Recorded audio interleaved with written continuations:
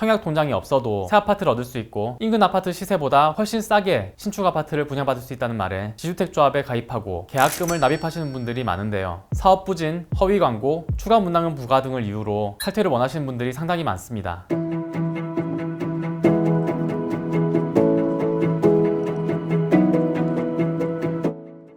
안녕하세요. 부동산 전문변호사 나연호입니다.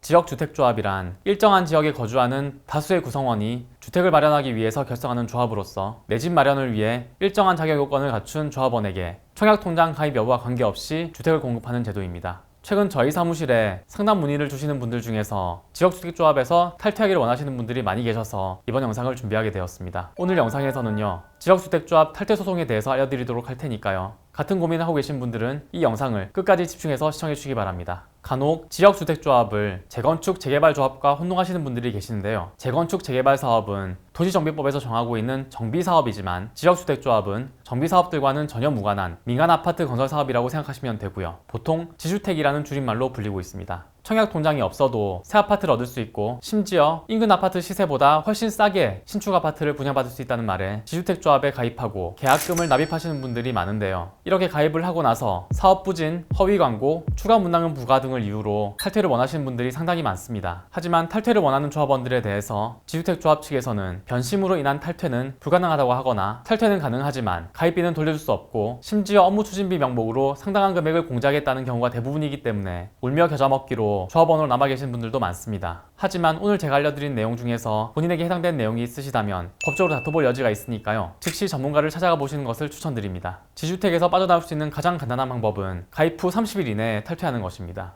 주택법은 지역주택조합에 가입 신청한 사람이 가입비를 납부한 날부터 30일 이내에는 자유롭게 탈퇴를 할 수 있도록 정하고 있습니다. 즉, 가입비를 내고 아직 30일이 지나지 않았다면 청약철회 요청서를 제출해서 손쉽게 탈퇴를 할 수가 있고요. 조합은 청약철회 요청을 받은 날부터 7일 이내에 분담금의 반환을 예치기관의 장에게 요청해야 하기 때문에 30일 이내에 탈퇴를 요청한다면 납부한 금액도 전부 되돌려 받을 수 있습니다. 하지만 지주택조합에서 탈퇴하기를 원하는 분들은 대부분 가입하고 한 달이 지난 후에야 계약한 것을 후회하고 탈퇴 방법을 찾기 시작하게 되는데요. 그런 경우는 어떻게 대응해야 할까요? 만약 가입 후 30일이 지났다면 지금부터는 조합 가입 계약의 취소를 고려하셔야 합니다. 조합에 가입할 당시 조합이 실제로 확보한 토지보다 더 높은 비율의 토지를 확보했다고 거짓말을 한 경우, 앞으로 추가 분담금이 한 푼도 없을 것이라고 권고한 경우, 사업 중단 시 전액 환불이 가능하다는 증서를 보고 계약을 체결한 경우 등에 해당된다면 이러한 조합의 행위는 위법하기 때문에 이를 이유로 계약 취소를 요구할 수 있고요. 분담금 또한 환불받을 수 있습니다. 다만 한 가지 주의하셔야 할 점은 상대방의 사기 행위에 대한 입증 책임은 피해자에게 있기 때문에